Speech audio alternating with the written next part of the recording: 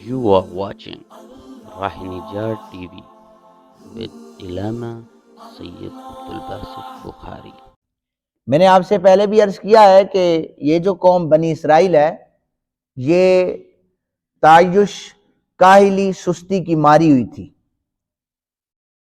حضرت موسیٰ نے ان سے کہا کہ تم ایسا کرو کہ ہم ملک شام کی طرف جہاد کرنا چاہتے ہیں، تم ہمارے ساتھ آ کر جہاد کرو۔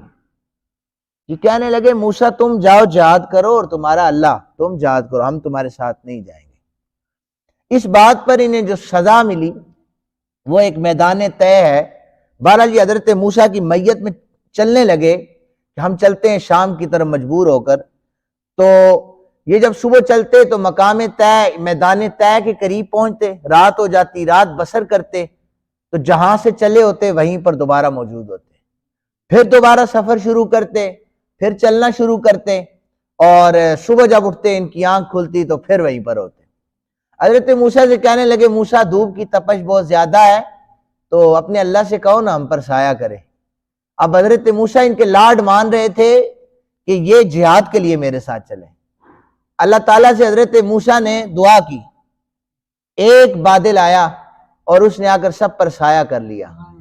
ایک نورانی ستون جو ان کے اوپر تھا، اگر رات کو چاند کی روشنی نہ ہوتی تو وہ بادل چمکتا بھی تھا، دن میں ان پر سایہ کیے رکھتا تھا کہ بنی اسرائیل پر سایہ ہو، کیونکہ نبی کی دعا تھی۔ اور ایک اور ان پر نعمت دیکھیں، نہ ہی ان کے کپڑے میلے ہوتے، نہ ہی ان کے بال بڑے ہوتے، نہ ہی ان کے ناخن بڑے ہوتے، چونکہ پھر انہوں نے کوئی اور ڈیمانڈ کر دینی تھی۔ اب کہنے لگے موسیٰ ہم تو اس تپتی ہوئی دھوپ میں بیٹھے ہیں، سایہ تو ہم پر موجود ہے، کھانے کا کیا بندوبست ہوگا؟ اللہ تعالیٰ سے جناب موسیٰ کلیم اللہ نے پھر ہاتھ اٹھا کر دعا کہ مالک میری امت کے کھانے کا بندوبست فرما۔ اللہ تعالیٰ نے آسمان سے من و سلوہ کو نازل فرما دیا۔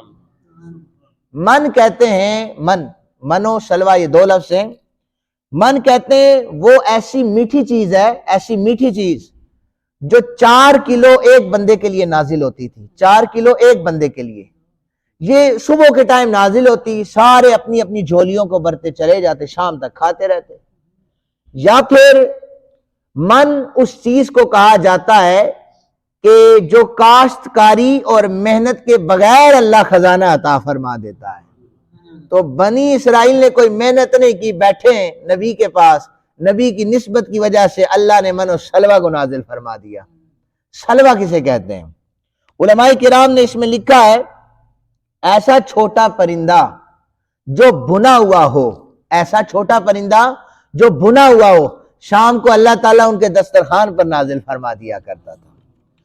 پھر ایک روایت کے مطابق فرمایا کہ سلوہ کہتے ہیں بٹیر کو، یہ بھنا ہوا بٹیر ان کے پاس آ جایا کرتا تھا۔ ایک روایت کے مطابق یہ ہے کہ شام کو بہت سارے پرندے بنی اسرائیل کے سامنے آ جاتے، جس کا جتنا جی چاہتا وہ ان کا شکار کر لیتا، وہ شکار کر کے انہیں کھا لیتے۔ اسے من و سلوہ کہا جاتا ہے، یعنی میٹھی نمکین غذائیں اللہ وحدہ لم یزل انہیں عطا فرما رہا تھا۔